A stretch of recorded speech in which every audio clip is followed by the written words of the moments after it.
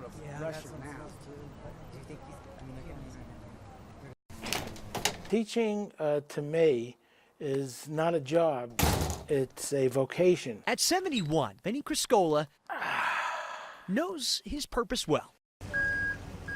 ETA about, I'm right around the corner. I'm turning on the foothill right now off the bottom off.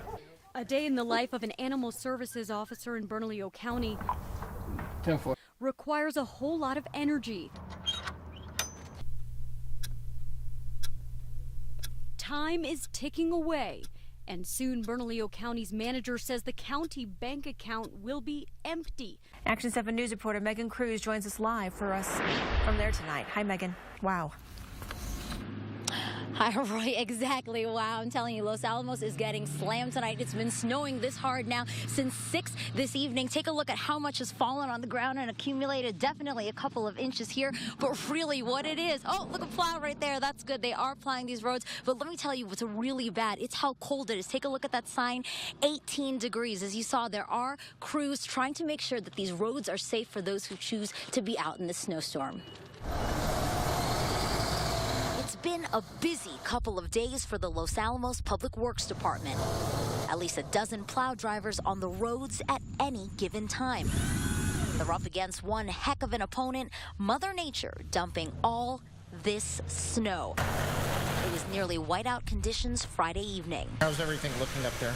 Pretty nasty. Dan Erickson is the county's traffic and streets manager. The snow's really picking up, and our guys are working hard to keep up with it. These cameras help him and his crew keep an eye on the storm. Can give us a real quick glimpse of what's going on. And this massive mound of salt and sand 200 tons, give or take. helps them keep the roads safe for us. Plenty of people were out and about during the snowstorm, especially at the grocery store. This family of 4 bought close to $500 worth of food. What do you think so far of the roads? Do you think the county is doing a pretty good job at keeping those clean? Yeah, they're doing a real good job. But still, he's urging other drivers to Just drive slow and take the turns nice and easy. This is the part I hate the most. A little bit, but it takes a couple minutes. Everyone we spoke to says, while pretty, they know The drivers reported several accidents in town. the snowy conditions can get bad real quick. Our city. We have a great police department in the city of Albuquerque. We have issues from time to time like any department would. It's been a tough year. But if your zip code begins with an 87, you know this is what's great about Albuquerque. This is one of the many reasons we call it home. You're taking in a view from more than 10,000 feet at the top of Sandia Peak, and the tram crew who gets you here starts their day as the sun comes up. We get here in the mornings at 6:30. Chris Hawley is a maintenance tech. Make sure that our fuel levels are proper. He and other technicians check every wheel, every cable. It's a Thursday, and they're giving us a ride on top of the tram. It's a trip few get to take, a vision only a handful get to see. This is the best spot to do a maintenance check. We're going to be inspecting everything from the bottom of the tower all the way up to the top. We're looking for any bent beams. We're looking for anything out of the ordinary. We're strapped onto the roof of the 10,000-pound cabin. Everything must work perfectly. If those wheels are off, it'll cause a lot more stress on the cable. The Sandia Peak tram is often called an engineering marvel. The steep, rocky terrain made it difficult to put in. The Swiss company that did it said this project was their most difficult. Stringing all of the cables took 5 months. There are 2 massive towers. It took a helicopter to help build the second.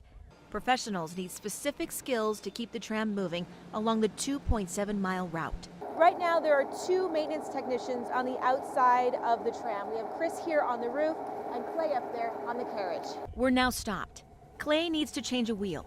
Here's our view. So he's going to pull up to this slack carrier to a spot where he feels comfortable. And here's his. And then he's going to do the amazing act of climbing into there. We strapped a GoPro camera to his helmet. He's close to 1,000 feet from the ground. This is an office with an extraordinary view, not for everyone. You got a problem with heights, I definitely would not recommend this. But they're used to it. After a while, it's just background. You're too focused on what you have right in front of you, and that's too important. You don't want to hurt anybody. You don't want to drop anything. Everything has to go smoothly. And it has gone smoothly for decades. The tram celebrates its 49th anniversary in May. As we pull into the observation deck, it's easy to see why. Ice breaks off the cables. It snowed the night before, 8 to 10 inches. But a snowstorm won't shut this thing down. Wind will. If we get a 60-mile-an-hour headwind or anything more than about 45 miles an hour on a cross, then we don't feel comfortable putting customers on board there. On this day, not even a strong breeze. Clear skies and an 11,000 square mile panoramic view of the Rio Grande Valley, of Albuquerque, as we'd like to see it. Reporting from on top of the tram, I'm Royal Day, KOAT, Action 7 News. And now, for the champion round, I asked all these folks if they could sing the state song, Oh Fair New Mexico. Only this lady knew it by heart. Oh fair New Mexico, I love you so. So I taught the song to everybody else. Oh, fair New Mexico, we love you so. The grandest state we know, New Mexico! Laura Terrain, KOAT, Action 7 News. Now back here live in all of the Zozoba preparations, we have all of our gloomies getting ready for the big night. Now gates will open at 3 o'clock on Friday afternoon. Reporting live in Santa Fe, Regina Ruiz, Action 7 News.